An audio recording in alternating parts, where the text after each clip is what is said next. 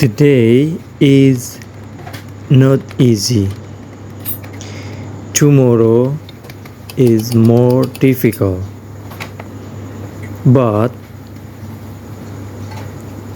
today after tomorrow will be wonderful.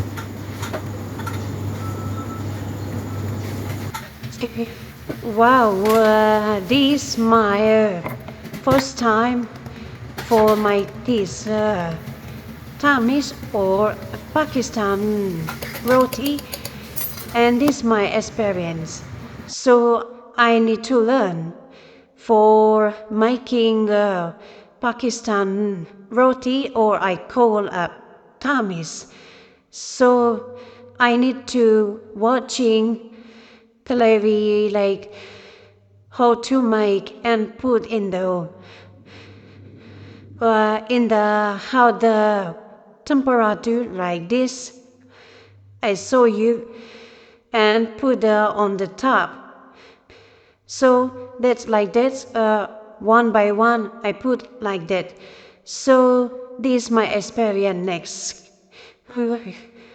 Next time I will do like this. I will did the best. Inshallah.